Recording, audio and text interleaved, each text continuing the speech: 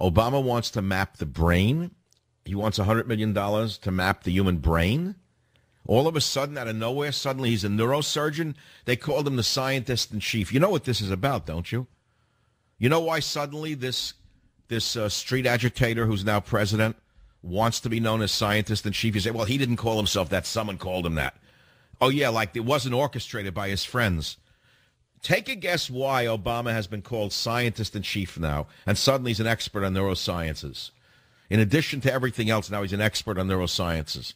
I got a caller on line one, Jeff, who read right through this. Madison, Connecticut. Jeff, you're on the Savage Nation. Go ahead, take credit for it. You're on the air. Good evening, Michael. Thank you for taking my call. Listen, I can see right through this because every time he wants to make somebody look small or ridicule somebody, he brings it out to the public. And now suddenly there's Obama, the neurosurgeon, belittling Ben Carson, who's an actor. Bingo. Ben Carson is what Obama pretended to be, but never was. Ben Carson is a pediatric neurosurgeon at Johns Hopkins, perhaps one of the hardest positions to have ever attained in medicine. Johns Hopkins, number one, a genuine pediatric neurosurgeon who really understands the brain. Now, all of a sudden, Obama's a brain expert?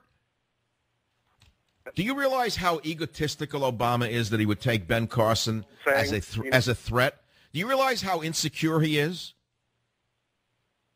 Pardon me? How insecure Obama must be that he takes Ben Carson so seriously that he has to try and trump him?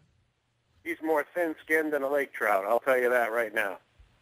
Well, it's a shame because Ben Carson is exactly what America needs. America needs a man who pulled himself up from nothing and became a pediatric neurosurgeon at Johns Hopkins. Pediatric neurosurgeon at Johns Hopkins, as opposed to a street agitator put in power by George Soros and other forces. Absolutely true. But you're right. Look, Jeff, the main point is, because it made no sense to me, Obama to propose $100 million brain mapping project, right? It makes no sense in the middle of austerity and this and that, right?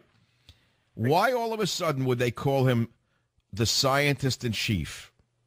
And why, I ask myself now, of all times.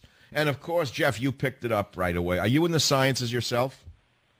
I am not, but my whole family is in medicine. I'm the only one that's not. I couldn't quite take the gore and the guts, so I'm in a different field. But I have mom and dad were both nurses. My father was a corpsman on aircraft carrier Midway during Korea. Wow. And my brother is a paramedic in Norfolk, Virginia. But they bring this. Yeah, but the point is for you to have the acuity, the insight to see through Obama's suddenly becoming interested in the brain. Of course it's to make Ben Carson look small. You're absolutely right. This brilliant. I'm sending you a copy of my novel, A Time for War. Let's go to WHAM in the Rochester, New York. Mark, you're on the Savage Nation. Go ahead, please.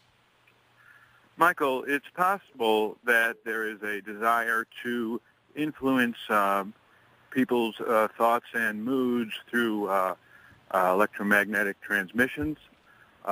We know that the brain is an a little nervous. Mark, it's okay. Listen, and I want to hold you on. I'll bet you don't know how much I know about this area. I don't mean I'm an expert. I'll bet. Are you in the neurosciences?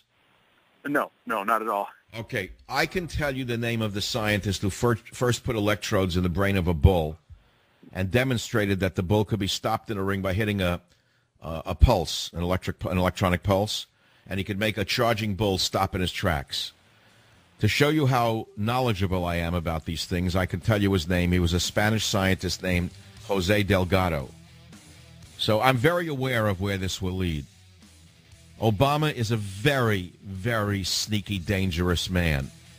He has no desire to look into the human brain other than to control people.